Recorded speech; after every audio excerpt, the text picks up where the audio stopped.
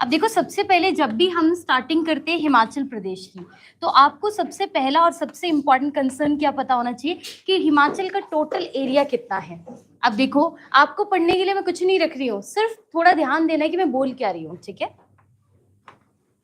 तो हम बात करें हिमाचल के सबसे इम्पोर्टेंट टोटल एरिया पे, तो टोटल एरिया हम कैसे डिफाइन करेंगे। देखो, हम कहते हैं हिमाचल वाले सबसे इम्पोर्टेंट है हमारी यूनिटी। हम कहते हैं ना यार, हमारी यूनिटी सबसे इम्पोर्टेंट है।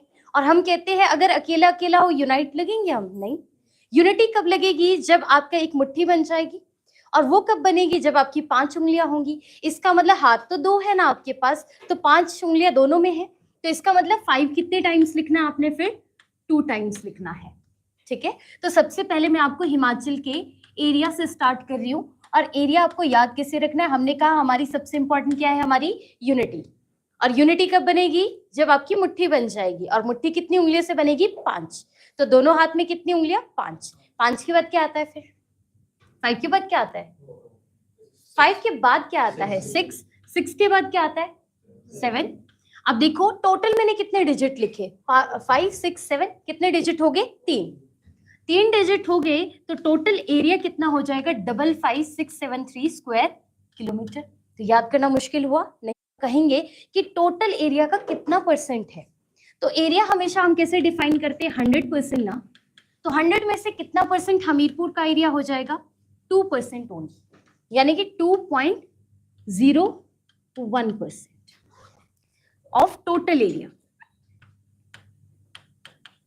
बोलने का मतलब क्या है, टोटल एरिया कितना है, 55673 स्क्वायर किलोमीटर। इसका 2.01% एरिया में क्या है, आपका हमीरपुर डिस्ट्रिक्ट है। ये इसका टोटल मतलब है। क्या बातें समझ गए। और सेकंड आपको पता होना चाहिए, इसमें सबसे लार्जेस्ट, सबसे बड़ा कौन सा एरिया वाइज, तो सबसे लार्जेस्ट रहेगा that is Lahaul and Spiti. और अगर हम लाहौल एंड स्पीति की बात करें तो ये टोटल एरिया को कितना अकाउंट करेगा, answer will be 24.85% of total area. तो टोटल एरिया का 25% में तो अकेला लाहौल स्पीति है, और 2% पे क्या है आपका हमीरपुर। तो कुछ इस तरीके से आपके नोट्स प्रिपेयर्ड होने चाहिए। क्या बातें समझ आ गई। चलो अब मैं पूछूं, बनता है ना साथ के साथ रिवीजन होना। तो हिमाचल का टोटल एरिया कैसे हमने डिफाइन किया, मुट्ठी बनानी है, मुट्ठी में कितनी उंगलियां, फिर 5 एक बार लिखूं मैं, 2 बार, क्योंकि 2 हाथ है ना हमारे, 555 के बाद क्या आएगा, 6 के बाद कितने डिजिट लिखे मैंने, 3 5 6 7, चाहे मैं 5 2 बार लिखूं पर 5 तो अकेला है ना। तो 5 6 7 मतलब टोटल 3। इसमें सबसे छोटा किसको मैंने डिफाइन किया, फिर हमीरपुर। आई श्योर हमीरपुर था। तो वो टोटल एरिया का कितना percent, 1% of total area. Total area कितना है पूछा अगर कभी किसी ने तो, ठीक है, 55673 स्क्वायर किलोमीटर। 100% मतलब 100 का कितना परसेंट आई एम डिफाइनिंग, ठीक है। और सबसे बड़ा कौन सा है, और कितना परसेंट एरिया काउंट करेगा, 0.85%। हो गया ना याद। मैंने आपको कहा याद करवाना मेरा रिस्पॉन्सिबिलिटी है, बस बात ऐसी, आपको मेरी बातों को सुनना पड़ेगा और थोड़े ध्यान से सुनना पड़ेगा। नेक्स्ट इंपॉर्टेंट चीज होती है, आपको ये पता होना चाहिए हिमाचल का लोकेशन क्या है। तो अब हम हिमाचल प्रदेश की लोकेशन की बात कर रहे हैं, इस हिसाब से बात कर रहे हैं कि इसके नॉर्थ में क्या है, वेस्ट में क्या है, ईस्ट में क्या है। देखो, इसको करवाने से पहले मैं आपको डायरेक्शन डिफाइन कर रही हूँ। कभी भी हम सेंटर से डायरेक्शन को डिफाइन करते हैं, सबसे टॉप पे कौन सी डायरेक्शन हो जाएगी आपकी, नॉर्थ। ये कौन सी हो जाएगी, ईस्ट। ये कौन सी हो जाएगी, साउथ। और ये वाली डायरेक्शन वेस्ट डायरेक्शन। अब इसकी भी ना हम सब ब्रांचेस बताते हैं। हो सकता है कई बार एक्सट्रीम नॉर्थ ना आए, ईस्ट ना आए। इसका मतलब अगर इस डायरेक्शन में हो तो इसे हम इसका मिक्सचर यानी कि नॉर्थ ईस्ट कह देंगे, ठीक है। सिमिलरली अगर इस डायरेक्शन को मुझे डिफाइन करना है, इस डायरेक्शन को मैं क्या कहूंगी, आपका साउथ ईस्ट। सिमिलरली अगर मुझे यहाँ पे डायरेक्शन को डिफाइन करना है, इसे मैं क्या कह दूंगी, फिर साउथ वेस्ट। और यहाँ पे इस डायरेक्शन को हम क्या डिफाइन करेंगे, फिर नॉर्थ वेस्ट। क्या यहाँ तक आपको सारी बातें समझ आ गई कि डायरेक्शन को हम कैसे डिफाइन करते हैं। आपने कॉमनली देखो हम क्या कहते हैं, करंट अफेयर का सोर्स क्या है, न्यूज। न्यूज का क्या मतलब है, चारों direction, north east west south. इसीलिए तो वर्ड क्या कॉइन हुआ है आपका न्यूज। उसी तरीके से नॉर्थ, ईस्ट, वेस्ट और साउथ जो है कॉमन डायरेक्शन है और इसकी सब ब्रांचेस हमने डिफाइन करी है। अब इन्हीं ब्रांचेस को जो है मैं हिमाचल के कंटेक्स्ट में डिफाइन कर रही हूँ कि कौन किस किस डायरेक्शन में है। अब देखो, जब भी हम इंडिया के मैप को काफी अच्छे से जो है स्टडी करें तो हमें ये पता चलता है कि हिमाचल के नॉर्थ डायरेक्शन के, तो जैसे ही आप हिमाचल के नॉर्थ में देखो, मैप याद करने का ना सबसे अच्छा तरीका होता है सुबह उठते और सोते टाइम सिर्फ नक्शा दिखना चाहिए सामने, और मैप को देखते देखते याद थोड़ी करना है। देखते देखते आपको पता चल जाएगा टॉप पे लद्दाख है, उसके नीचे JNK है, तो इस तरीके से पूरा इंडिया याद हो जाता है। समझ के बाद अब देखो, हिमाचल के टॉप पे तो देखो 2 ही UT बनती है, JNK और लद्दाख। और याद रखना JNK as well as Ladakh दोनों की बाउंड्री टच होती है हिमाचल के साथ। इसका मतलब JNK एंड लद्दाख जो है आपके हिमाचल के किस डायरेक्शन में लाई करेंगे? Answer will be north. समझ गए? अब हो सकता है हिमाचल के नॉर्थ ईस्ट में भी कुछ आता होगा, क्योंकि अगर मैं हिमाचल को डिफाइन करना चाहती हूँ, आपने सुना भी होगा कि नॉर्थ डिस्ट्रिक्ट और लाहौल स्पीति का जो बॉर्डर लगता है वो समहाउ चाइना यानी कि तिब्बत के साथ लगता है, और किन्नौर किस डायरेक्शन में हो गया? ईस्ट में। इसका मतलब डायरेक्शन क्या हो जाएगी? North east. तो आपको ये पता होना चाहिए कि नॉर्थ ईस्ट डायरेक्शन में हिमाचल का बाउंड्री किसके साथ बनता है? Answer will be Tibet. और ये तिब्बत आज की डेट में किसके अंडर आता है? फिर आपका चाइना के अंडर। समझ के बाद कोई डाउट तो नहीं है यहाँ तक? इसके बाद जो है फर्दर जो ये डायरेक्शन में डिफाइन कर रही हूँ, ये कौन सी डायरेक्शन हो जाएगी आपकी? South east. ठीक है, ये हो जाएगी आपकी साउथ ईस्ट डायरेक्शन। और साउथ ईस्ट में अगर आप देखो तो हिमाचल के साउथ ईस्ट में एक डिस्ट्रिक्ट आती है, दैट इज सिरमौर। समझ गए? सिरमौर के साथ बाउंड्री किसकी लगती है? फिर उत्तराखंड। तो इसका मतलब हिमाचल के साउथ ईस्ट में कौन सा स्टेट हो जाएगा आपका? उत्तराखंड हो जाएगा। वहीं पे एक्सट्रीम हिमाचल के साउथ में देखो, ज्यादातर बुक्स में ये चीज मिस्टेकन है, इसीलिए मैं थोड़ा आपको पहले क्लियर कर दूं, हिमाचल के साउथ में यूपी लगता है। अगर आप अच्छे से मैप देखो, अभी ओपन करो हिमाचल का मैप, कह रही सॉरी, इंडिया का मैप ओपन करो, फटाफट ओपन करो और मुझे बताओ इस चीज के बारे में, क्या आपको यूपी का बॉर्डर हिमाचल के साथ दिखता है? और जेन्युइनली कोई भी बुक ये चीज बताता नहीं।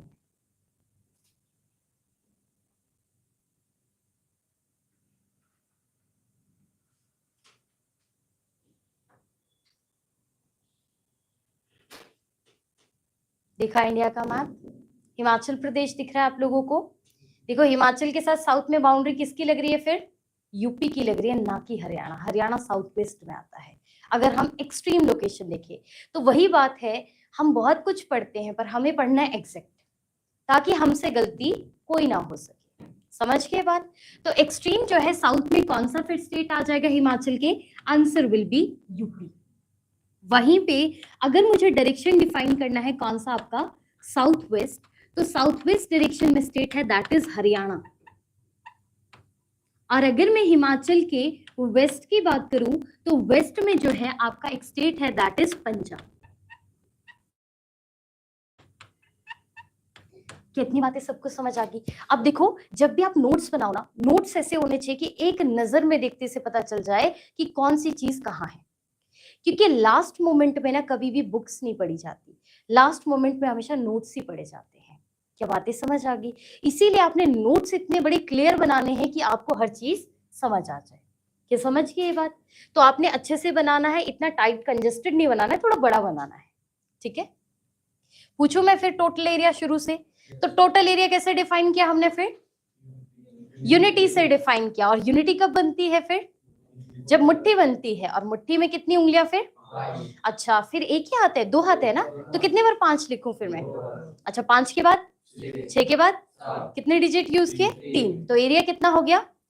55673 स्क्वायर किलोमीटर। देखो, लाइफ में कभी नहीं भूलोगे, होता है जो चीज हमने याद किया है ना वो कभी भी लॉन्ग टर्म नहीं होता, पर जो चीज हमने सीखा है ना वो हमेशा लाइफ टाइम रहता है।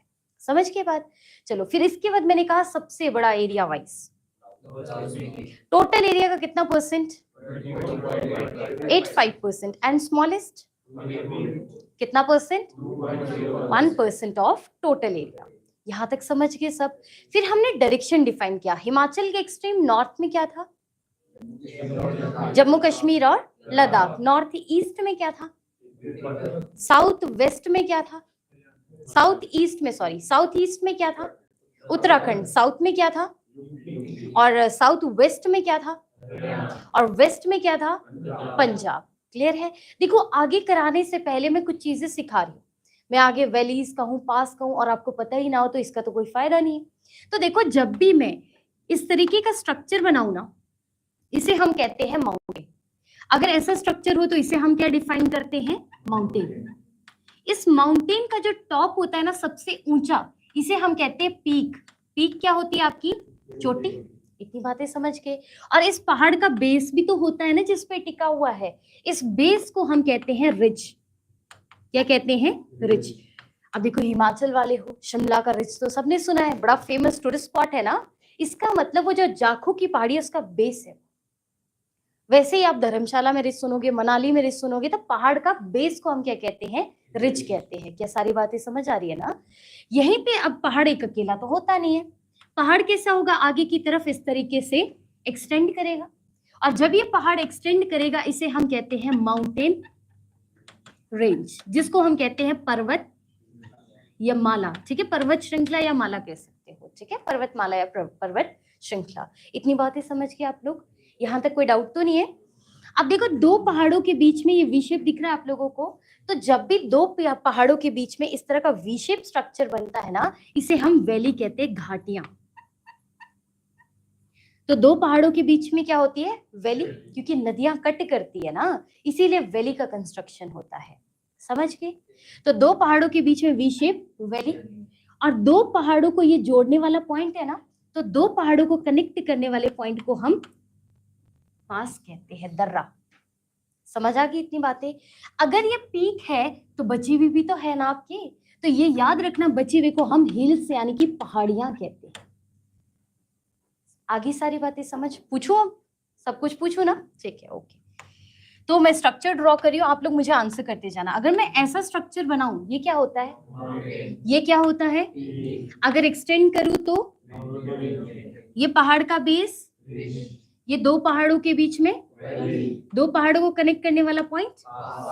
मतलब स्मार्ट हो आप, स्मार्ट इनफ हो। देखो, बात ऐसी है, वही मैंने कहा है, पढ़ो ऐसा कि एक बार पढ़ने में सब कुछ समझ आ जाए। दूसरी बार हम जब रिवीजन करें ना, तो हमारे माइंडसेट में एक बात आनी चाहिए कि ये तो मेरे को ऑलरेडी आता है। और मेरे को सिर्फ और एक बात याद रखना, जीके पढ़ने का ना एक ही मूल मंत्र है, वो है रिवीजन, यानी कि रेपिटेशन। रेपिटेशन का मतलब होता है याद नहीं करते, रीडिंग करते हैं। जैसे अखबार पढ़ते हो ना, हर रोज नया न्यूज़पेपर पढ़ोगे तो नहीं पता चलेगा कि मैंने कल क्या पढ़ा। एक ही न्यूज़पेपर पूरा साल पढ़ो, ये भी पता चल जाएगा इस वर्ड कहाँ कहाँ है। तो इसका मतलब न्यूज़पेपर बनाना ना, हमें सबसे पहला काम क्या है? न्यूज़पेपर बनाना। दूसरा काम है उसकी रीडिंग करते जाना। समझ गए बातें? यहाँ तक किसी को कोई मुश्किल तो नहीं लगा? चलो, अब नेक्स्ट इंपॉर्टेंट चीज जो मैं समझा रही हूँ उसे समझना। हर एक पहाड़ी का क्या है? हाइट होती है। क्या होती है? हाइट। तो इसका मतलब हर एक माउंटेन की क्या होती है? अपनी एक हाइट होती है। इसको हम ज्योग्राफी में हाइट ना कह के ऑल्टीट्यूड कहते हैं। क्या कहते हैं? ऑल्टीट्यूड। ऑल्टीट्यूड होता है पहाड़ का हाइट कितना है। हम कहते हैं ना बार बार 3000 मीटर अबव सी लेवल, है ना। ये अबव सी लेवल कहाँ से आ गया? तो याद रखना, चेन्नई से मेजर करते हैं। हम ये देखते हैं कि चेन्नई का हाइट कितना है, उसके हिसाब से हम देखते हैं कि चेन्नई के कितने ऊपर है, और वो आपका मीन सी लेवल डिफाइन होता है। क्या बातें समझ के? तो मीन सी लेवल कहाँ से लेते हो फिर? चेन्नई। अगर मैं कहूँ चंडीगढ़ की हाइट 300 मीटर्स है अबव सी लेवल, इसका मतलब चेन्नई से 300 मीटर ऊपर है। समझ गए बातें? कोई डाउट तो नहीं है यहाँ तक? ऑल्टीट्यूड सबको क्लियर है? अच्छा, अब हम बात करते हैं हिमाचल का ऑल्टीट्यूड कैसे वेरी करता है। तो जो हिमाचल का ऑल्टीट्यूड है वो रेंज करता है बिटवीन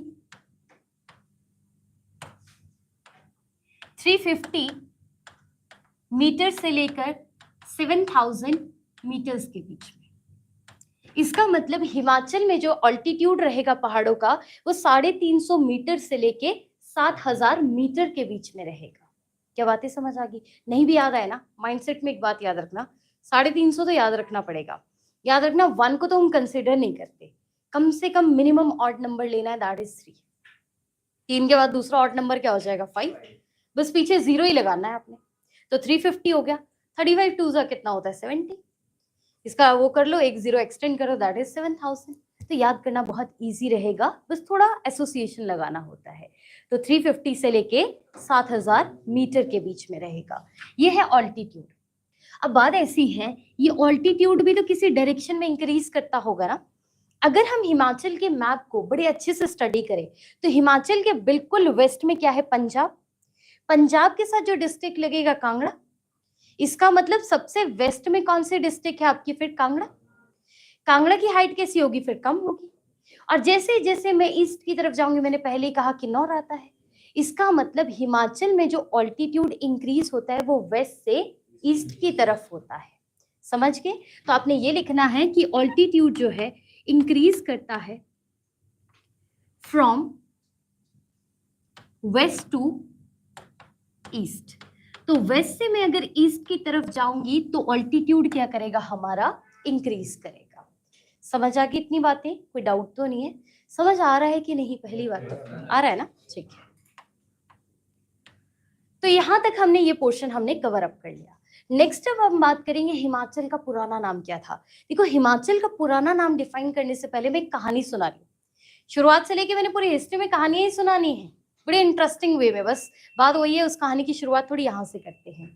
हमने एक स्टोरी सुनी थी, और स्टोरी कुछ ऐसी सुनी थी कि गंगा का ओरिजिन ना कहते हैं बहुत पुराना नहीं है, क्योंकि बहुत सारी एंटीसीडेंट रिवर वो होती है जो हिमालय के बनने से पहले ओरिजिन में आ चुकी है। उनमें से एक सतलुज भी है, पर गंगा का नाम वहां नहीं आता। इसका मतलब गंगा को हम बाद में लेकर आए हैं। एक्चुअल में स्टोरी ऐसी है, कहते हैं एक ऋषि थे जिनका नाम क्या था, भागीरथ। उनकी जो फैमिली थी ना, वो एक लड़ाई में, वैसे तो राजा थे, उनकी फैमिली लड़ाई में सारी मर गई। अब जब उन्होंने बैटल ग्राउंड देखा ना, चारों चार खून दिखाई दिया उनको, और उन्हें ना मन में ऐसा हुआ कि यार ये क्या हो गया मेरे सामने, ये मैंने क्या देख लिया, यहाँ तो खून ही खून है। होता है ना कि इंसान को एक टाइम को लगता है कि यार ये तो गलत हो गया, इस लड़ाई की वजह से पूरा फैमिली खत्म हो गया मेरा। उनको ये बहुत दिल में ये था कि अब इनको मैं मोक्ष का रास्ता कैसे दिखाऊं। वो तपस्या में बैठ गए, इतनी तपस्या की कि शिव भगवान खुश हो गए उनसे। और शिव भगवान जैसे उनके पास आते हैं, कहते तुम चाहते क्या हो। वो कहते हैं ऐसा है, मेरा पूरा परिवार खत्म हो गया है, मैं चाहता हूं उनको मोक्ष का रास्ता मिले। और शिव भगवान सजेस्ट करते हैं, देखो अगर आप चाहते हो कि अगर वो मर चुके हैं और आप उनको मोक्ष का रास्ता दिखाना चाहते हो, वो सिर्फ गंगा नदी कर सकती है, यानी कि गंगा में वो पावर है। तो इस तरीके से गंगा का ओरिजिन करवाएंगे भागीरथ, कहाँ पे, अर्थ में। फिर शिव भगवान ने सोचा, अरे यार ये कैसे पॉसिबल है, अगर गंगा चली जाती है अर्थ पे तो पूरी धरती बह जाएगी, कहते उसका बहाव बहुत तेज है। फिर क्या किया, शिव भगवान ने अपनी जटाएं खोली, जटाओं में से आप देखते हो एक धारा निकलती है, तो शिव भगवान ने एक धारा के फॉर्म में गंगा को बांध दिया अपने सर में, और एक स्ट्रीम छोड़ा, और वही स्ट्रीम को रास्ता दिखाते लाए कौन, भागीरथ। और जैसे जैसे भागीरथ आ रहे थे वैसे वैसे गंगा आगे की तरफ एक्सटेंड कर रही थी। अब दिखती बात है, पूरे हिंदुस्तान में तो घुमा नहीं सकते थे ना कभी तो उनको बड़े सी ओशन में गिराना था।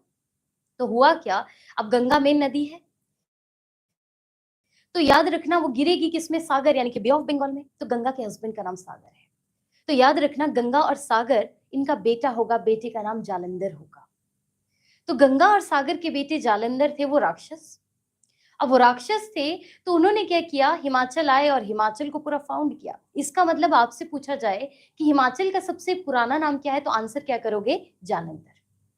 क्या बातें समझ गए, स्टोरी समझ गए? फिर तो गंगा और किसके बेटे हैं, फिर कौन है बेटे, जालंधर। क्लियर है इतनी बातें? चलो अब हुआ क्या, स्टोरी हम बात कर रहे हैं कि हिमाचल का एंशिएंट नेम क्या था। अब देखो, एंशिएंट नेम को पढ़ने से पहले कुछ चीजें मैं आपको डिफाइन कर रही हूँ। हिस्ट्री में आप पढ़कर भी आए होंगे कि हम हिस्ट्री को ना 3 पार्ट्स में डिवाइड करते हैं। एक होता है प्री, दूसरा proto, then is modern times, यानी कि हिस्टोरिक टाइम। प्री का हमारे पास कोई सोर्स नहीं है, प्रोटो का हमारे पास सोर्स है, पर वो हम पढ़ भी सकते हैं, मे बी नॉट, नहीं भी पढ़ सकते हैं, बट मॉडर्न टाइम का पूरा सोर्स है। अब ये जो प्री हिस्ट्री का टाइम पीरियड है, इसमें हम चीजों की पता कैसे करते हैं इनका एज, उसके लिए एक टेस्ट करते हैं, that is carbon 14 dating test. ठीक है, तो इसका मतलब इसका ओरिजिन, ऐसा नाम है, कहीं तो गाड़ के लिखा होगा ना इन्होंने पत्थरों में, और पहले यही तो करते थे, वहीं से हमें पता चला है। समझ गए? तो हिमाचल का एंशिएंट नेम मैंने क्या कहा आपको फिर? जालंधर है।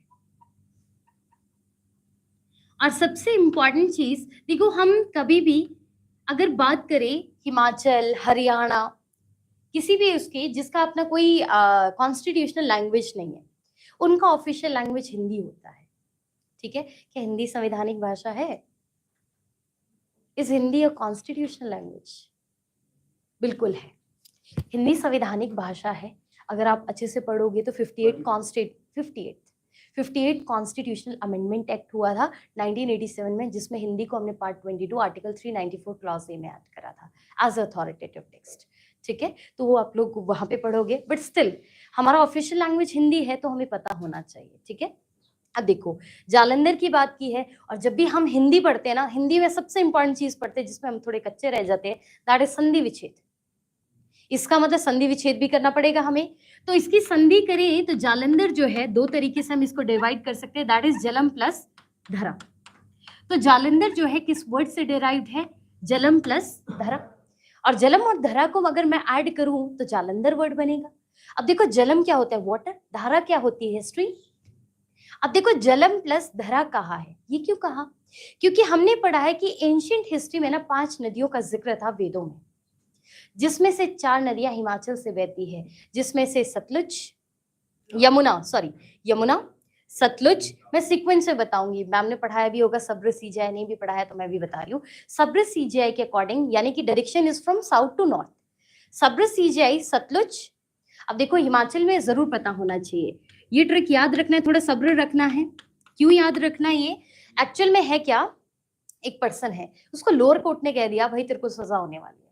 उस पर्सन के मन में उम्मीद तो है ना कि मैं कल दिन अगर अच्छे से वो करता हूँ, क्या पता हायर कोर्ट मेरे को माफ कर दे, क्या पता मेरी सजा भी कम हो जाए। इसका मतलब मेरे को क्या करना है? थोड़ा सब्र, क्योंकि सुप्रीम कोर्ट में कौन बैठते हैं? Chief justice of India. तो ये डायरेक्शन है, that is from south to north. तो कायदे से हिमाचल में भी साउथ में नदी कौन सी जाएगी इसके अकॉर्डिंग? सतलुज। उसके बाद ब्यास, फिर रावी, फिर चिनाब। झेलम हमारे यहाँ की नहीं है। याद रखना, हिमाचल के हिसाब से आपको यमुना को ऐड करना पड़ेगा। यमुना सबसे साउदर्न मोस्ट रिवर है, समझ गए? तो वेदों के हिसाब से यमुना का जिक्र है, सतलुज का भी है, व्यास का भी है, रावी का भी है, पर चिनाब का नहीं। समझ गए बातें? कोई डाउट तो नहीं है यहाँ तक? तो इसका मतलब जालंधर नाम क्यों पड़ा जलम प्लस धरा? क्योंकि बिकॉज 4 मेन रिवर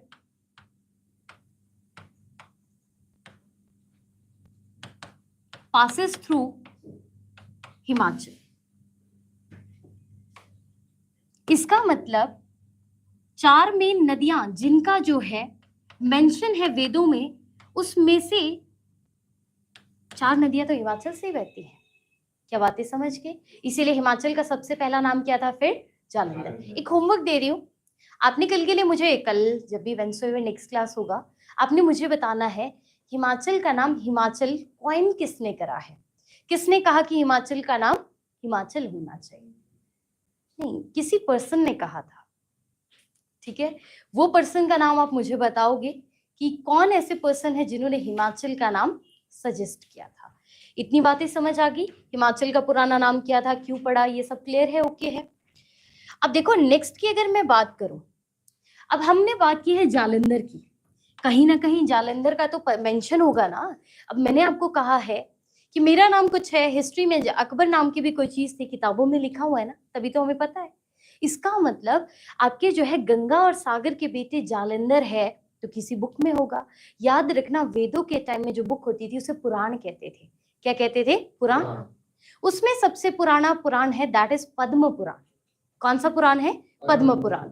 तो पद्म पुराण के हिसाब से हमें ये पता चला कि जालंधर जो है बेटे हैं किसके? गंगा और सागर के। तो आपने ये जरूर लिखना है। ठीक है? जालंधर was son of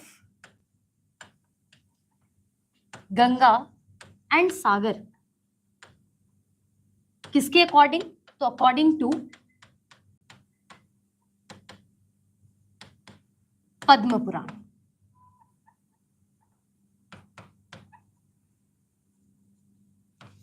इतना समझ गए सब लोग? कोई डाउट तो नहीं है? मुश्किल नहीं लग रहा है ना? ठीक है, ये बेसिक इंट्रोडक्शन थी जिसमें हम बात करें कि हिमाचल कहाँ से डेराइव हुआ, कैसे डेरिवेशन हुआ। इसके बाद मैं आपको करवाऊंगी हिमाचल को कितने जोन में डिवाइड करते हैं। और याद रखना, जोन हमेशा दो तरह से डिफाइन होते हैं, एक होते हैं रेनफॉल के हिसाब से, एक होते हैं ऑल्टीट्यूड के बेसिस पे। अगर हम हाइट के बेस पे डिफाइन करें तो हिमाचल में 3 जोन है, शिवालिक, इनर, ग्रेटर। क्या बातें समझ गए? ठीक है, इसको मैं और थोड़ा डिटेल में करवाऊंगी। इससे पहले मैं कुछ क्वेश्चन पूछ रही हूँ, फटाफट आंसर करते जाना है आप लोगों ने। ठीक है, तो हमने किया हिमाचल का टोटल एरिया, बताना जरा कितना है फिर। स्मॉलेस्ट कौन सा, कितना परसेंट एरिया किसका? टोटल एरिया का। ठीक है, ऑफ टोटल एरिया, और total area will be 555673 square kilometre. तो मेरे हिसाब से भूलोगे नहीं। हरियाणा का भी बड़ा इजी है, 2 का स्क्वायर एक बार करो 212, कितना हो जाएगा? 2 का स्क्वायर अगर एक बार करोगे तो 44 यानी 4 हो जाएगा ना, तो 44212। तो इस तरीके से याद करना है। देखो, याद करना ना इतना मुश्किल नहीं है, बस एक लॉजिक होना चाहिए जो आप भूलने ना पाओ। ठीक है, और लाहौल स्पीति 24.85%। अच्छा, फिर आगे अगर हम चले, हिमाचल के नॉर्थ में हम 2 यूटीज पढ़ के आए। Are you sure? North east में हाँ तिब्बत है, जो कि आज की डेट में करंटली किस में आता है? चाइना में। अच्छा, साउथ ईस्ट, एक्सट्रीम साउथ में, साउथ वेस्ट में, और वेस्ट में। अगर मैं कहूँ हिमाचल को आपने ऑल्टीट्यूड के हिसाब से अरेंज करना है, इस हिसाब से करना है कि आपको मुझे बताना है कि इनकी डायरेक्शन किस हिसाब से बढ़ेगा, यानी कि altitude west to east. West में कौन सा डिस्ट्रिक्ट? ईस्ट में कौन सा डिस्ट्रिक्ट? किन्नौर। तो ऑल्टीट्यूड हिमाचल का वेस्ट से ईस्ट की तरफ बढ़ता है। क्या बातें समझ गई इतनी? और हिमाचल का सबसे पुराना नाम जालंधर बेटे थे किसके? ये कैसे पता चला आपको? पद्म पुराण में ये बात लिखी गई है। समझ गए इतनी बातें? अगर जालंधर का मुझे संधि विच्छेद करना है, जलम प्लस धरा, और जलम प्लस धरा का क्या मतलब होता है? जो पानी को होल्ड करता है ना। और क्यों होल्ड करता है, ऐसा क्या है वहां pay feature? 4 important river Himachal से बहती है। वेदों में कितनी नदियों का जिक्र है? 5, जिसमें से 4 नदियां ओनली हिमाचल से फ्लो करते हुए आती है। दैट्स वाई इसे हम जलम प्लस धरा कहते हैं। ठीक है, अब हम हिमाचल को डिवाइड करने लगे। उससे पहले एक बेसिक कंसेप्ट मैं आपको बता रही हूँ। ठीक है, मान लो ये पहाड़ी है, दैट इज लेसर हिमालय। कौन सी आपकी? लेसर हिमालय। लेसर हिमालय की हाइट भी ज्यादा होगी इन कंपैरिजन टू शिवालिक्स। ये मान लो कौन सी पहाड़ी आपकी? फिर शिवालिक्स। अब देखो, पानी ना, नदियां कुछ इस तरीके से पहाड़ों से बहते हुए आ रही है, हमेशा ऐसे ही फ्लो तो रहेगा। अभी देखो हिमाचल में कितना फ्लड आया, फ्लड आएगा तो पानी ऑटोमेटिकली बढ़ जाएगा ना, और जब पानी बढ़ेगा तो इसमें मिट्टी, आपके लकड़, ये सब बहकर आएंगे, तो वो कहाँ सेटल हो जाएंगे? यहाँ पे, तो वैलीज बनाएगा। और याद रखना, बाद में तो पानी अपने नेचुरल फ्लो में आ जाएगा। अच्छा, तो इसका मतलब यहाँ पे जो है किस चीज का कंस्ट्रक्शन हो चुका है? फिर आपके वैली का। तो याद रखना, कभी भी वैली लेसर और शिवालिक्स के बीच में बने ना, इसे हम दून कहते हैं। क्या कहते हैं? दून। और इंडिया का सबसे बड़ा दून इस देहरादून। और ऐसा नहीं है कि हिमाचल में दून नहीं है, जसवां दून। ठीक है, और आपने सोलन सुना होगा, सोलन तो एंटायरली दून टाइप वैली है। पौड़ा साहिब दून टाइप वैली है। तो ये याद रखना आपने, नालागढ़ दून टाइप वैली है। इसका मतलब ये लेसर और शिवालिक के बीच में बनता है। समझिए बात। कभी भी जो है आपकी वैली लेसर और आपकी शिवालिक के बीच में बनी तो क्या कहते हैं? उसको दून कहते हैं। समझिए बात, मुश्किल तो नहीं लग रहा है? ठीक है, इसीलिए मैं स्टार्टिंग में कंसेप्ट क्लियर करके चल रही, ताकि बाद में ये ना लगे यार ये दून वर्ड कहाँ से आया। ठीक है, अब हम हिमाचल को डिवाइड कर रहे हैं, तो इसका मतलब हिमाचल को अगर मुझे डिवाइड करना है कितने जोन्स में, तो वो होते हैं आपके 3 जोन्स में। और 3 जोन्स में भी हम डिवाइड अगर करते हैं तो बेसिस क्या रखते हैं? Answer will be, basis will be altitude. Altitude क्या होता है? अभी मैंने आपको बताया, हाइट देखी जाती है। तो इस हाइट के बेसिस पे हिमाचल में कितने जोन? 3 जोन, जिसमें से स्टार्टिंग हम सबसे लो हाइट से स्टार्ट करेंगे, दैट इज शिवालिक्स। तो सबसे बाहर वाली यानी कि सबसे छोटी कौन सी? आपकी शिवालिक की पहाड़ियां सबसे बाहर है, इसीलिए इसको हम आउटर मोस्ट रेंज कहते हैं। कैसी रेंज कहेंगे फिर? Outer most range. ठीक है, सबसे इंपॉर्टेंट अगर मैंने कहा है हाइट के बेसिस पे, तो हाइट भी होगी इसकी कुछ। तो सबसे पहले हम डिफाइन करेंगे इसका ऑल्टीट्यूड। ऑल्टीट्यूड अगर मुझे डिफाइन करना है तो मैंने आपको कहा था हिमाचल का ऑल्टीट्यूड कहाँ से स्टार्ट होता है? 350। बस ठीक है, यहाँ पे भी कितने से स्टार्ट होगा आपका? 350 मीटर से। ठीक है, अगर आप इसको फीट में कन्वर्ट करना चाहते हो, क्योंकि ज्यादा बड़ी कैलकुलेशन है, 3.281 से मल्टीप्लाई कर लो इसको तो फीट में आ जाएगा, अप्रोक्सीमेट 1140 के आसपास आएगा, यानी कि 1148 फीट के अराउंड आ जाएगा। समझ आ गई इतनी बातें? और कहाँ तक रेंज करेगा? 1500 मीटर। इसका मतलब शिवालिक के अंडर वो सारे डिस्ट्रिक्ट आएंगे जिसकी हाइट 350 से 1500 मीटर के बीच में रहती है, और यहाँ पे बारिश 150 से 180 सेंटीमीटर होती है। पर बारिश की बात यहाँ नहीं कर रही, अभी सिर्फ मैं डिफाइन कर रही हूँ। और आज मैं एक रीजन आपको बता के जाऊंगी कि धर्मशाला में ही सबसे ज्यादा बारिश क्यों होती है। ठीक है, कहीं और भी तो हो सकती है, मेघालय में कि सबसे ज्यादा बारिश होती है, उसका एक रीजन सिखा के जाऊंगी, वो याद रखना है। क्योंकि ज्यादातर बच्चे देखो आज की डेट में आंसर राइटिंग करना पड़ता है। अगर आप हिमाचल का इंस्पेक्टर लेवल का पेपर देते हो, एसआई का पेपर देते हो, तो वहां पे एक डिस्क्रिप्टिव पेपर रहता है, उसमें करंट को टॉपिक आएंगे, मैं आपको बताऊंगी आपने कैसे लिखना है। ठीक है, एक मटेरियल क्या होना चाहिए आपके पास लिखने के लिए, वो आपके पास जरूर होना चाहिए। लिख तो बहुत कुछ लेते हैं सब, ठीक है, पर मटेरियल वो होना चाहिए कि सामने वाले को लगे इसने कुछ लिखा है। समझ गए बात? यहां तक कोई डाउट तो नहीं है? अब नेक्स्ट अगर शिवालिक की बात करें तो इनके नाम पूछे जाते हैं। अब लोकल बंदे, हम हिमाचली बंदे अपनी लोकल भाषा में बड़ा कुछ बोल देते हैं ना, तो याद रखना है शिवालिक का नाम क्या हो जाएगा। तो शिवालिक को हम या तो मानक पर्वत कहते हैं या फिर मेनाक पर्वत कहते हैं। मानक कहेंगे या फिर क्या कहेंगे? मेनाक पर्वत। तो ये जो है दोनों ही नाम है किसके? आपके शिवालिक के। और आपसे ये पूछ सकते हैं ये शिवालिक वर्ड डिराइव कहाँ से हुआ है, तो आपको ये पता होना चाहिए शिव की जटाओं को जो है संस्कृत में शिवालिक्स कहते हैं, और शिव की जटाओं को इंग्लिश में क्या कहते हैं? ट्रेसेस। तो ट्रेसेस ऑफ शिवा। अब देखो जरूरी नहीं है कि मैं यहाँ पे इंग्लिश में लिख रही हूँ आप भी ऐसे लिखो, अगर आपको ये लगता है शिव की जटाएं लिखना है तो शिव की जटाएं भी लिख सकते हो आप। समझ गए? बाद में बोले ये पता नहीं यार ट्रेस था कि ट्री था, है ना? तो ये नहीं होना चाहिए। तो याद रखना है शिव की जटाओं को शिवालिक्स कहते हैं, इसीलिए इसको ट्रेसेस ऑफ शिवा कहेंगे। यहां तक सारी बातें समझ आ गई? इसके बाद जो मैं डिफाइन कर रही हूँ वो शिवालिक के अंदर कौन कौन से डिस्ट्रिक्ट्स आते हैं। लोअर हिमाचल सारा शिवालिक्स में ऐड कर दो, मतलब क्या हो जाएगा? स्टार्ट करो सारे लोअर हिमाचल के, यानी कि जिनकी हाइट कम है ना, वो डिस्ट्रिक्ट बोलने शुरू करो जरा। कांगड़ा, चलो ठीक है, कांगड़ा बिल्कुल ठीक है, और हाँ जी बिल्कुल, कांगड़ा, उन्ना, चलो एक एक करके बोलो ना। बिलासपुर, मुझे भी तो लिखने में टाइम लग जाएगा, है ना?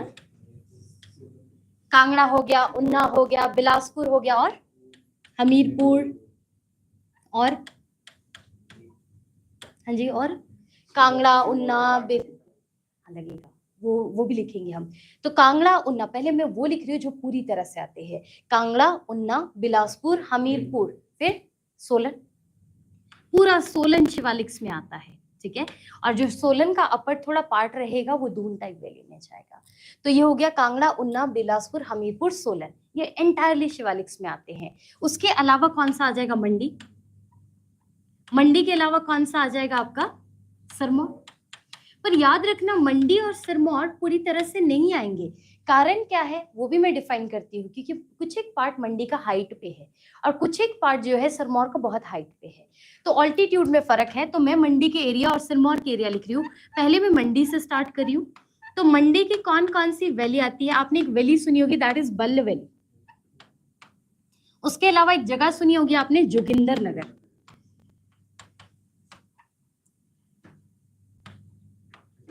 ठीक है, बल्ल वैली और जोगिंदर नगर जो है बेसिकली ये किसके हैं? मंडी के एरिया है, जो कि आपके फॉल करते हैं किसमें? शिवालिक्स में।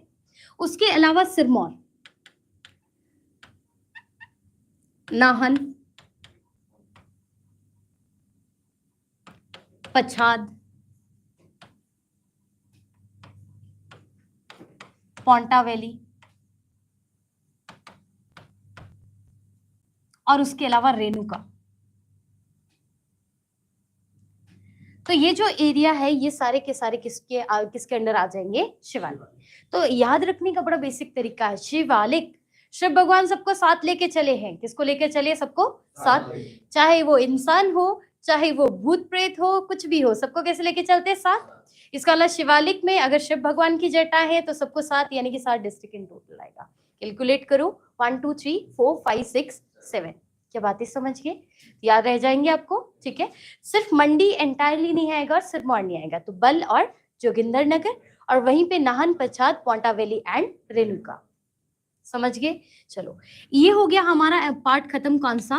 पहला, दैट इज शिवालिक। शिवालिक के बाद हम जो स्टार्ट करेंगे next, that is inner Himalayas.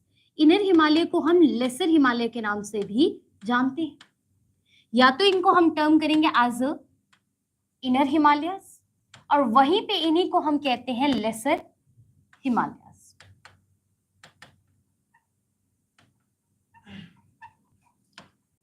अब इसको अच्छे से डिफाइन करते हैं। अब दिखती बात है, वहां पे कितने पे ऑल्टीट्यूड छोड़ के आए थे हम? 1500। बस यहाँ पे स्टार्टिंग कहां से करनी है फिर हमने? 1500 से। 1500 से स्टार्ट, 15 3 सा 4500 मीटर्स, बस 3 गुना लेके चलना है यहाँ पे। तो 1500 से लेके 4500 मीटर तक इसका ऑल्टीट्यूड रहता है। जैसे वहां पे हमने कहा कितने डिस्ट्रिक्ट? 7। शिव भगवान सबको साथ लेके चले। यहां मैंने क्या कहा? 3 गुना करो, इसका मतलब 3 डिस्ट्रिक्ट आएगा, ठीक है। जो भी ट्रिक बनाऊंगी उसका एक रीजन रहेगा कि डिस्ट्रिक्ट भी उतना ही रहेगा, ठीक है। 3 डिस्ट्रिक्ट मतलब mainly in Kangra, Chamba and Mandi. तो 3 डिस्ट्रिक्ट है, कांगड़ा, चंबा और मंडी, जिसमें आपको देखने को मिलेगा इनर हिमालयास। समझ गए? तो 15 3 सा 45, तो 3 मतलब 3 district, that is Kangra, Chamba and Mandi. समझ गए? ठीक है। अब इसके बाद अगर हम बात करें तो मैंने आपको रेंज समझा दी थी ना। रेंज होती है जब पहाड़ आगे एक्सटेंड करता है। तो वहीं पे अगर मुझे बताना है कि इनर हिमालय में कौन कौन सी रेंजेस आती है, सबसे पहली हो जाएगी धौलाधार, और जो दूसरी रेंज हो जाएगी दैट इज पीर पंजाल। तो इनर हिमालय में कौन कौन सी रेंज? धौलाधार और पीर पंजाल। कोई डाउट तो नहीं यहाँ तक? बातें समझ गए इतनी? ठीक है, ये 2 रेंज यहाँ कवर होती है। इसके बारे में मैं थोड़ा डिटेल बताऊंगी, बट बात ऐसी है, मंडी में वहां भी लिख कर आई थी ना। अगर मंडी वहां लिख कर आई थी, कुछ जगह यहाँ पे भी आएंगी, तो वो मैं डिफाइन कर रही हूँ कि कौन सी आएंगी, ठीक है। तो सबसे पहले मैं आपको ये डिफाइन कर रही हूँ कि लेसर हिमालय में कौन कौन से आपके डिविजन आएंगे।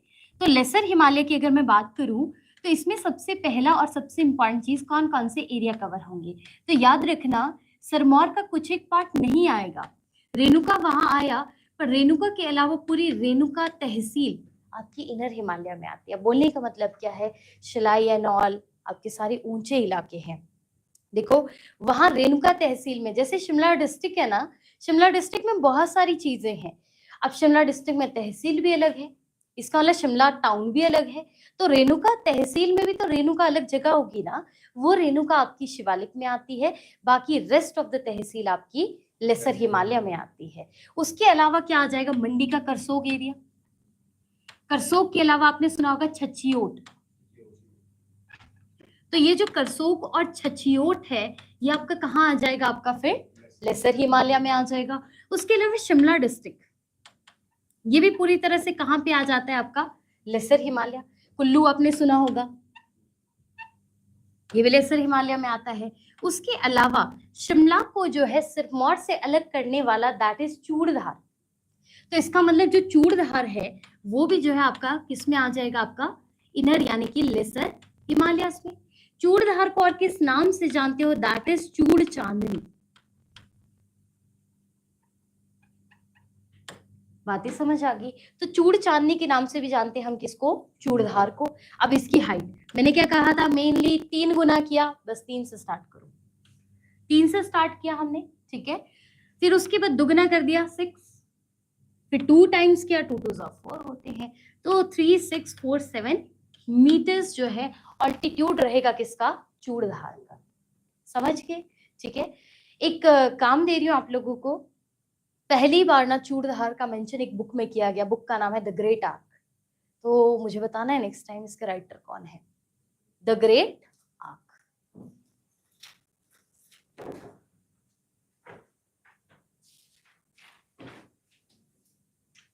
तो चूड़धार का मेंशन किस बुक में कहा, द ग्रेट आर्क में।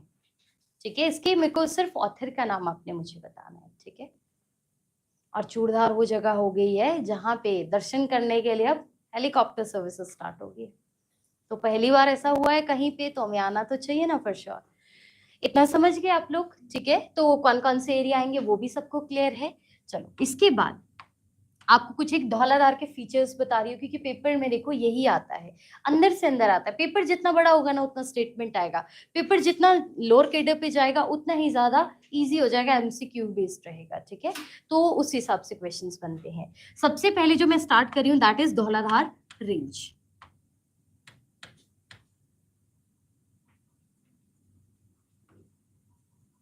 धौलाधार रेंज की अगर हम बात करें तो धौलाधार रेंज को हम कहते हैं व्हाइट पीक। व्हाइट पीक क्यों कहते हैं, क्योंकि कांगड़ा डिस्ट्रिक्ट के आसपास, चंबा डिस्ट्रिक्ट के आसपास आपको बर्फ सिर्फ और सिर्फ धौलाधार में देखने को मिलेगा। ठीक है, और उसके अलावा इसको और किस नाम से जाना जाता है ये जरूर आना चाहिए आपको। तो देखो, मैनाक और मानक पर्वत शिवालिक को कहते हैं, इसको हम मलाक पर्वत कहते हैं।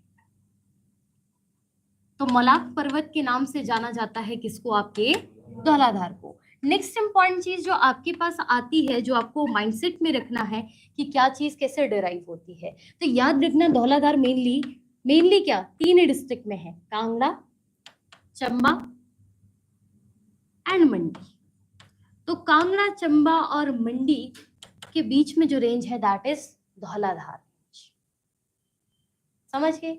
आज सिर्फ मैं आपको धौलाधार तक करवा रही हूँ, पीर पंजाल में नहीं करवाऊंगी आज, इतना सफिशिएंट है। पर एक चीज मैं जरूर सिखा के जाऊंगी कि आपकी धर्मशाला में बारिश क्यों ज्यादा होती है। ठीक है, इतना समझ आ गया। अब देखो, धौलाधार की बात करें तो देखो, पहाड़ ऐसे नहीं होते, पहाड़ एक दूसरे से कनेक्टेड होते, कुछ ऊंचे होते कुछ नीचे होते हैं, पर एक दूसरे को जोड़ते तो है ना। और मैंने कहा सबसे छोटे आपके शिवालिक, उससे बड़े थोड़े आपके लेसर हिमालय, उससे बड़े ग्रेटर हिमालय। इसका मतलब ग्रेटर हिमालय से कनेक्टेड होंगे कौन, आपके धौलाधार। तो आपको ये पता होना चाहिए कि ये जो है आपके कनेक्टेड है किससे, आपके ग्रेटर हिमालय से। और ये ग्रेटर हिमालयस को कहां पे कनेक्ट करते हैं, answer will be Uttarakhand. Uttarakhand में भी एक जगह आएगी, जगह का नाम हो जाएगा बद्रीनाथ। तो बद्रीनाथ उत्तराखंड में ये जो धौलाधार रेंज है ये जो है मीट करती है किससे, आपके ग्रेटर हिमालय से। और वहीं तक अगर इसके एक्सटेंशन की बात करो, किसकी, धौलाधार की, तो इसका एक्सटेंशन कहां तक है। अगर आप सतलुज नदी के टुवर्ड्स जाओ तो सतलुज नदी में आपको रामपुर तक इसका एक्सटेंशन देखने को मिलेगा, और ये रामपुर शिमला डिस्ट्रिक्ट में आता है। ठीक है, वहीं पे अगर आप व्यास नदी के टुवर्ड्स जाते हो तो व्यास नदी में लारजी तक इसका एक्सटेंशन मिलेगा, और ये लारजी कहाँ आता है, मंडी और कुल्लू के बीच का बॉर्डर बनाता है। ठीक है, और वहीं पे अगर आप रावी के टुवर्ड्स जाते हो तो ये जो है वेस्टर्न पार्ट ऑफ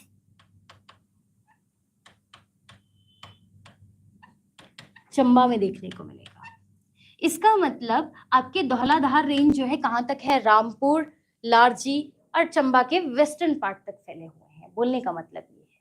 ठीक है, अब लास्ट पॉइंट इसका जो रहता है वो ये रहता है, अब देखो सबसे नीचे धौलाधार, धौलाधार से ऊपर पीर पंजाल।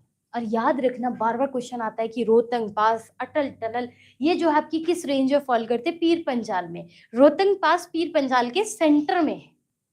ठीक है, और अटल टनल इसके साउथ ईस्ट में है। तो दोनों बातें याद रखना है। ठीक है, लास्ट पॉइंट जो आज का मैं करवा रही हूँ वो ये है, देखो धौलाधार कंपैरेटिवली हाइट में छोटे रहेंगे, पीर पंजाल इनके ऊपर रहेंगे। तो ये नॉर्थ होगा धौलाधार का, ये साउथ होगा किसका, पीर पंजाल का। तो इसका मतलब जो नॉर्दर्न फ्लैंक है किसका, आपका ऑफ धौलाधार,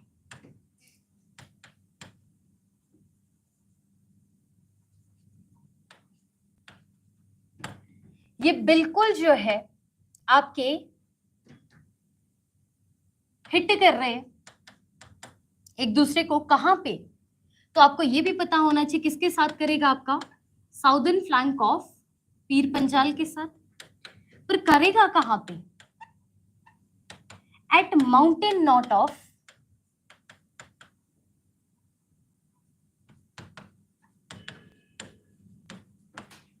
बड़ा बंगाल। इसका मतलब जो ये एरिया आता है ना बड़ा बंगाल, ये बड़ा बंगाल जो है ये वो पॉइंट है जहां धौलाधार जो है पीर पंजाल से अलग होता है। और याद रखना एक नदी यहाँ से निकलती है बड़ा बंगाल से, दैट इज रावी, ठीक है। और रावी नदी जो है धौलाधार और पीर पंजाल के बीच से निकलती है, समझ गए। यहाँ से आगे मैं एक्सटेंड नहीं करवा रही हूँ, नेक्स्ट टाइम करवाऊंगी। पर वही बात है, आपको ये पता होना चाहिए बारिश कैसे और क्यों होती है। तो एक मैप रफ स्केच ड्रॉ करते हैं, इंडिया का मैप कुछ इस तरीके से रहेगा, ठीक है। अगर मैं इंडिया का मैप ड्रॉ करूं तो कुछ ऐसा रहेगा। याद रखना बारिश होने का सबसे इंपॉर्टेंट कारण होता है, मान लो ये क्या है आपकी रिवर। इस रिवर पे क्या है, बड़ी सारी रेडिएशन आती होगी सन की, और ये रेडिएशन आके पड़ेगी किस पे, आपकी नदी पे। तो नदी पूरा गर्म नहीं होती है, इसका सिर्फ टॉप गर्म होता है। और टॉप गर्म होगा तो क्या राइज होंगे फिर, वाटर वेपर। आज तक हमने देखे नहीं, क्यों नहीं देखे, क्योंकि गैसियस स्टेट में होते हैं, ठीक है। और ये गैसियस स्टेट में अब यहाँ टेम्परेचर कैसा था, ज्यादा। ऊपर की तरफ जाओगे तो टेम्परेचर कम हो जाएगा, कम हो जाएगा तो वापस से ये किस स्टेट में आ जाएंगे, लिक्विड स्टेट में, और वहां बन जाएंगे आपके बादल। जहां पे हवा लाइट और क्लाउड हैवी, वहीं पे होनी स्टार्ट हो जाएगी बारिश। तो बारिश स्टार्ट हो जाएगी तो इसका मतलब पानी कहाँ, नीचे की तरफ भी आएगा। तो इतनी बातें समझ गए। अब ये क्यों होगा, क्योंकि वाटर बॉडी से वाटर वेपर राइज होगा। और वर्ल्ड में ना जितने भी ओशन है वो वेस्ट के टूवर्ड्स ज्यादा है, इसीलिए वर्ल्ड में जितना भी मॉनसून हिट करता है ना वो वेस्टर्न कंट्रीज से आता है, क्योंकि मेजर ओशन का पार्ट कहाँ है, वेस्ट के टूवर्ड्स है, ईस्ट के टूवर्ड्स कम है। इसका मतलब इंडिया में अगर वो हवाएं आएंगी तो वेस्ट डायरेक्शन से आएंगी, और वो किस डायरेक्शन से आएंगी, आपकी साउथ वेस्ट डायरेक्शन से। इसीलिए मॉनसून को कहते हैं साउथ वेस्ट मॉनसून। कुछ इस तरीके से हवाएं चलते चलते इंडिया में एंटर करेगी, और एंटर कहां से कर रही है, साउथ इंडिया से, इसीलिए सबसे पहले मॉनसून केरला में आता है। समझ गए बात।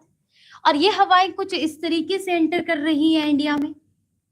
अब होगा क्या, ये हवाएं कहां तक जाएगी इस बारे में बात करते हैं। यहाँ पे आगे बैरियर है आपके हिमालय। एक्चुअल में है क्या ना, इसके आगे है रशिया का साइबेरिया रीजन। अगर साइबेरिया की हवा इंडिया के टूवर्ड्स आएगी ना तो केरला में पूरा साल बर्फ पड़ेगी। तो इसका मतलब वो साइबेरियन विंड को रोकने का काम कौन करते हैं, आपके हिमालय। उसी तरीके से इन द सेम मैनर ये हवाएं उस तरफ ना जाए कि ग्लेशियर्स मेल्ट हो जाए, इसीलिए रोकेंगे कौन, आपके हिमालय। इस बार क्या हुआ, हिमाचल में ज्यादा बारिश क्यों हुई, पहले तो उस पर बात करती हूँ। होता क्या था, अगर हवाएं अपने स्पीड के हिसाब से ओके चले ना तो ठीक है। अगर स्पीड से स्लो हो उसे ला नीना कहते हैं, और स्पीड से ज्यादा तेज हो उसे एल नीनो कहते हैं। तो विंड थी एल नीनो, इसका वाला हवा पूरी स्पीड में चल रही थी, और पूरे स्पीड में जो हिट करनी थी यहाँ वो लेके चलेगी यहाँ, इसीलिए यहाँ तो पानी की कमी हो गई, पर यहाँ जरूरत से ज्यादा पानी आ गया। अगर नॉर्मल फ्लो में आती तो कायदे से पहले यहाँ बारिश होती फिर वहां होती, पर इस बार हवा इतनी तेज थी कि यहाँ बरसने के बजाय वहां बरस गए। समझ गए। अब ये हवाएं जो है कहाँ पहुंच जाएंगी, आपकी टॉप पे, और टॉप से जो है हिट करने के बाद क्या हो जाएंगी, आपकी रिटर्न हो जाएंगी। और रिटर्न हो रही है तो किस डायरेक्शन से हो रही है, नॉर्थ ईस्ट डायरेक्शन से। इसे कहते हैं नॉर्थ ईस्ट मॉनसून, यानी कि विंटर सीजन में आने वाला monsoon is north east monsoon, जिसका इम्पैक्ट तमिलनाडु और पंजाब में ज्यादा रहता है। और आपने सुना होगा बाकी सारे स्टेट में गर्मियों में बाढ़ आती है, पर तमिलनाडु में सर्दियों में बाढ़ आती है। समझ के बाद। तो मानसून दो तरह से आता है, south west and north east. अब बात ऐसी, मेघालय में ज्यादा बारिश क्यों होती है। अब ये देखो, ये वेस्टर्न मानसून था, ये ईस्टर्न मानसून। तो याद रखना ये जो वेस्टर्न और ईस्टर्न मानसून है ना, क्या कह रही हूं मैं, वेस्टर्न एंड ईस्टर्न मानसून, इसका जो मीटिंग पॉइंट है जहां पे ये दोनों लाइंस मीट करती है, वो मीटिंग पॉइंट जो है आपका, वो आपका माउस सेनेरम है करंट में। इसीलिए वर्ल्ड में सबसे ज्यादा बारिश माउस सेनेरम में होती है। समझ गए बात। ये हवाएं आई वेस्ट से, ये आई ईस्ट से, और ये वेस्ट और ईस्ट से जब ये चल रही थी तो देखो यहाँ पे क्या कर गई, मीट। तो जहां भी मीट करेगी पहले चेरापूंजी में करती थी, इसीलिए चेरापूंजी में ज्यादा बारिश होती थी। अब धीरे धीरे शिफ्टमेंट होने लगी तो माउसरंडम में करती है। उसी तरह से हिमाचल में वेस्टर्न और ईस्टर्न मानसून का मीटिंग पॉइंट धर्मशाला है, इसीलिए धर्मशाला में सबसे ज्यादा बारिश होती है। तो जो भी जिस एरिया को बिलोंग करते हैं, जैसे हरियाणा, उनको अपना पता होना चाहिए। हिमाचल के हो तो मैंने बता दिया आप लोगों को कि मीटिंग पॉइंट धर्मशाला है। इसका मतलब आने वाले वक्त में क्या धर्मशाला से स्विच कर सकता है? बिल्कुल कर सकता है। वो हवाओं पे डिपेंड करेगा कि उनका फ्लो किस तरीके से है। जो विंड का है वो अर्थ के कोरोलिसिस फोर्स पे करता है। आपने एक फोर्स सुनी होगी, दैट इज सेंट्रिपिटल फोर्स ना। मतलब कोई घूमने वाली चीज है, अगर वो घूमेगी तो उसके अंदर की चीजें भी तो घूमेगी, उसके आसपास की चीजों में भी तो मूवमेंट होगा ना, दैट इज सेंट्रिपिटल फोर्स, जिसकी वजह से कोरोलिसिस फोर्स की वजह से जो है विंड का मूवमेंट होता है। ठीक है, वो करवाऊंगी, मैं करवाऊंगी मे बी ज्योग्राफी, तो मैं आपको बता दूंगी वो सब चीजें। ठीक है, यहाँ तक समझ आ गया। यहाँ से एक कंसेप्ट आपने समझा कि धर्मशाला जो है हिमाचल का कैसा प्लेस है? आपका वेटेस्ट प्लेस है, यानी कि सबसे ज्यादा क्या होती है? बारिश। और सबसे ज्यादा बारिश यहाँ क्यों होती है? Reason being it is meeting point of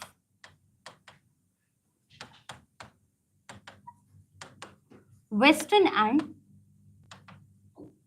eastern monsoon. तो वेस्ट और ईस्ट के जो मानसून है इसका मीटिंग पॉइंट धर्मशाला बनता है, इसीलिए जो है सबसे ज्यादा बारिश धर्मशाला में होती है। हिमाचल का जो है एनुअल रेनफॉल या फिर एवरेज रेनफॉल कह सकते हो, वो कितना रहता है? That is 152 centimetre. बस बात ऐसी है, एक हो चाहे दो हो, हम यूनिटी वाले हैं, 5 को बीच में रखेंगे। ठीक है, छोड़ने नहीं है वो, तो याद रखना, एक हो चाहे दो हो पर 5 बीच में होना चाहिए, कहते हैं यूनिटी बड़ी चीज है। तो 152 सेंटीमीटर। बट अगर बात करिए धर्मशाला का, दिस इज 340 सेंटीमीटर। इस बार ऐसा था, वरना 320 के आसपास रहता है। ठीक है ना, तो ध्यान रखना आप लोगों ने, दोनों पॉइंट ऑफ व्यू से मैंने आपको बता दिया। ये भी बता दिया कि बारिश क्यों ज्यादा होती है। अब देखो पेपर में आ सकता है, why Dharamshala is the wettest place of Himachal, और आपको लिखना है। कर लो, क्या लिखोगे? अच्छा खासा नक्शा बनाना है, और नक्शा ऐसे बनाना है कि ना मेघालय के आसपास लगे कि मीटिंग पॉइंट बन रहा है, वो बता दिया। और हिमाचल में बता देना कि हाँ जी ये मीटिंग पॉइंट का बनता है धर्मशाला, बस बात करें। आंसर सब लिखते हैं, पर हमारा आंसर हटके होना चाहिए, जो लगे भी यार कि लिखा है बच्चे ने और इसको आता है ये चीज। समझ के बात? पूछूं, हम कहीं से भी पूछूं? चलो एक लास्ट समाप्त कर रहे हैं हम, तो फटाफट आप लोगों ने मुझे आंसर करते जाना है। हिमाचल का टोटल एरिया कैसे डिफाइन किया था? यूनिटी से के, है ना। फिर कितना 5 कितने बार लिखना है? 2 बार। फिर 7 कितना हो जाएगा? 3। तो 55,673 स्क्वायर किलोमीटर। छोटा कौन, बड़ा कौन? अच्छा, इसके बाद आपने मुझे बताना हिमाचल का पहला नाम जालंधर। अच्छा, फिर ये जालंधर किसके बेटे थे? किस पुराण के हिसाब से?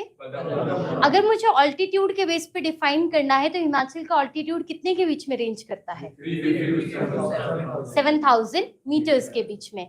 अच्छा, अगर ऑल्टीट्यूड के हिसाब से अगर मुझे डिफाइन करना है कि किस साइड इंक्रीज करेगा, किस डायरेक्शन में, तो वेस्ट में कौन सा डिस्ट्रिक्ट? ईस्ट में कौन सा डिस्ट्रिक्ट? किन्नौर। अच्छा, फिर उसके बाद देखो मेरा होम टाउन भी किन्नौर है, ठीक है ना, तो भूलना नहीं है, मेरे को याद रखना है, ईस्ट में भेज देना है सबसे पहले। ठीक है, तो फिर उसके बाद जो है आप लोगों ने मुझे डिफाइन करना है जालंधर, इसका संधि विच्छेद करूं तो जलम प्लस धरा। अच्छा, क्यों जलंधर इसका नाम रखा, ऐसा क्या है? 4 नदियां यहाँ से बहती है। अगर ऑल्टीट्यूड के हिसाब से अगर मुझे हिमाचल को जोन में डिफाइन करना है तो कितना? 3 जोन। सबसे आउटर मोस्ट कौन सा? शिवालिक को किस किस नाम से जानते हो? मैनाक या फिर मानक। और मेन इसका शिवालिक वर्ड निकला कहां से? शिव की जटाओं से। और शिव भगवान सबको कैसे लेके चले हैं? 7 लेके चले हैं। तो 7 डिस्ट्रिक्ट बोलो जरा, कौन कौन? ऊना, कांगड़ा, बिलासपुर, हमीरपुर, फिर सोलन, फिर मंडी, सिरमौर। याद रखना चंबा नहीं आएगा, चंबा ना सारा लेसर हिमालय में, उसका हाइट थोड़ा ज्यादा है अदर के कंपैरिजन में। क्या बातें समझ आ गई? और याद रखना कांगड़ा के ऊपर आता है ना कि नीचे आता है। समझ गए इतनी चीजें? चलो, उसके बाद मंडी के कौन कौन से एरिया शिवालिक में? बल और दूसरा जोगिंदर नगर। बात ऐसी है, पेपर निकालना है हमने, जो मर्जी हो जाए, बहुत पेपर आ रहे हैं हिमाचल के, हमें कोई स्कोप नहीं छोड़ना है। एक बात याद रखना, पेपर क्लियर करने के लिए आपको कोई साल नहीं चाहिए, आपको चाहिए वो डेडिकेशन कि 2 महीने में क्लियर हो जाए, ठीक है। मेहनत मेरा रहेगा, याद करवाना मेरा रिस्पॉन्सिबिलिटी है, हर चीज मेरा रिस्पॉन्सिबिलिटी है, पर पढ़ना आपका रिस्पॉन्सिबिलिटी है। याद नहीं करना चीजों को। देखो जीके पढ़ने का एक बेसिक नियम है, देखो बेसिक रूल होता है, सुबह सुबह उठो, एक रीडिंग कर लो, अखबार तो सुबह पढ़ते ही है ना, बस वो रीडिंग कर लो, और जैसे ही वो रीडिंग करते हो ना, बस उसके बाद ये होना चाहिए हर रोज रीड करना है। एक वक्त आएगा कि आपको ये भी पता होगा किस पेज में मैंने क्या लिखा हुआ है, और वो आना चाहिए, ठीक है। और वो तब तक नहीं होगा जब तक आप अपने हाथों से नहीं लिखोगे। बस ऐसा होना चाहिए, हाथ घिस जाने चाहिए। कहते जिंदगी में ना कोई चीज तभी मिलती है जब मेहनत बहुत हो, तो बस वो उंगलियां घिसानी है आपको, जैसे मर्जी करो, समहाउ आपको सक्सेस मिल जाएगा। बस बात वही है कि हमें किस तरह से बीट करना है। देखो अगर अभी इतनी पोस्ट आती है, हम लेटर हाफ्स के लिए नहीं डिपेंड रह सकते हैं, ठीक है। हमें इसी में देखो चांस ना हजारों पोस्ट है, हम क्यों सोच रहे हैं लाखों ने अप्लाई किया है, हमें तो एक चाहिए ना, बस वो एक दिखना चाहिए, और दिन रात वही दिखना चाहिए, फिर देखो पढ़ना खुद ही आ जाएगा, चीजें हो जाएगी। पहली बार पढ़ रहे हो, मुश्किल लग रहा है नहीं ना, तो बस चीजें मुश्किल नहीं। अच्छा, फिर उसके बाद आपने मुझे बताना है लेसर हिमालय, हाइट कितना रहेगा इसका, 4500 मीटर्स के बीच में। आपने मुझे बताना है सिरमौर का कौन सा एरिया लेसर हिमालय में आ रहा है। रेणुका तहसील, मंडी का करसोग और छछियोट, शिमला कहाँ आएगा, लेसर हिमालय में कुल्लू, कुल्लू वैली वो भी लेसर हिमालय में आ जाएगी, और वो चूड़धार लेसर हिमालय में। अच्छा, उसके अलावा ये पोंटा वैली ये कहाँ पड़ के है, शिवालिक, नाहन, पछाद, रेणुका, मेन रेणुका जो है वो कहाँ आएगा, शिवालिक में। आपने मुझे बताना है लेसर हिमालय में कितनी रेंज, कौन कौन सी, धौलाधार और पीर पंजाल, कोई डाउट तो नहीं है। धौलाधार को किस नाम से जानते हैं, मलाक पर्वत। हमने क्या किया था, 3 गुना किया था, तो धौलाधार में कितनी आपकी जो है डिस्ट्रिक्ट, कौन कौन सी, कांगड़ा, चंबा और मंडी। याद रखना चंबा शिवालिक्स में नहीं आता, हाइट ज्यादा है उसकी, चंबा में बर्फ पड़ती है, समझ गए बात, भूलोगे तो नहीं, ठीक है। और ज्यादा बारिश धर्मशाला में ही क्यों, वेस्टर्न और धर्मशाला है, ठीक है। क्लियर है इतना चीजें, ठीक है, ओके।